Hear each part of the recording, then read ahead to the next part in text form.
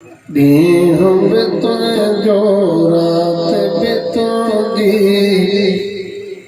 पोइ सचो सुभान बेशुक तुंहिंजो वॾो एहसान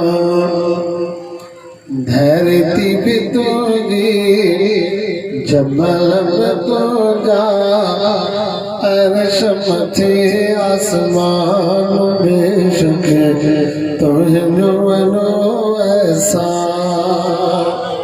लेकिन सुभान अल्लाह को खबर दे जाग दीजिए धरती बि तुंहिंजी जबल बि तुंहिंजा अर्श मथे आसमान बेशुक तुंहिंजो वॾो एहसान।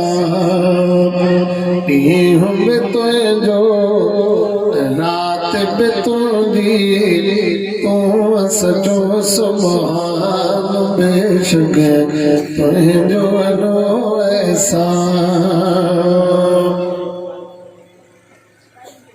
धरती बि तुंहिंजी जबल बि तुंहिंजा अर्श मथे आसमान बेशुक तुंहिंजो वॾो एहसान।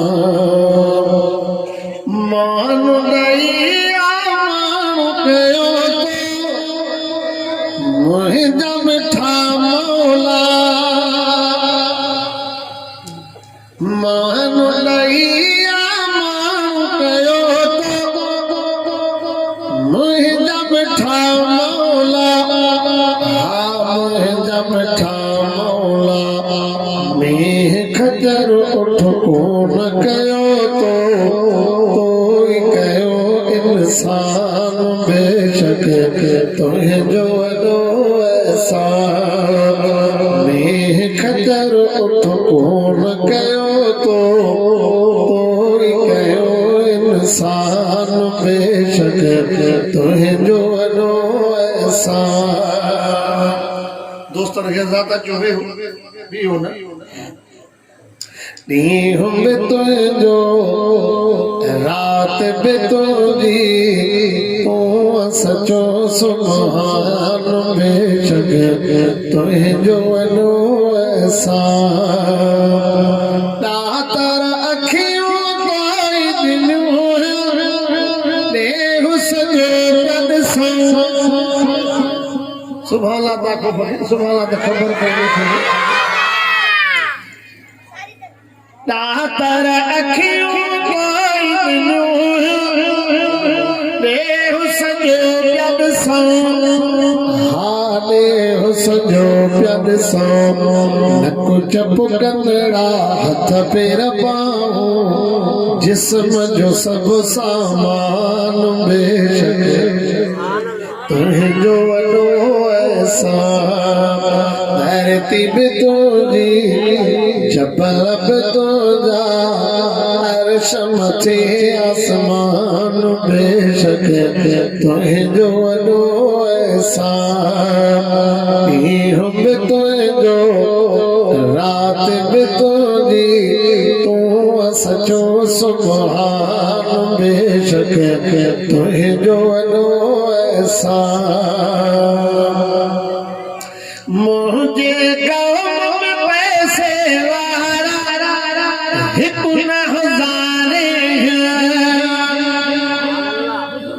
मुंहिंजे कौम में पैसे वारा हिकु न हज़ारे हा हिकु न हज़ारे झूले तन मां मूंखे मालिक तो कयो नाथ ख़्वान बेशक तुंहिंजो वॾो एहसान।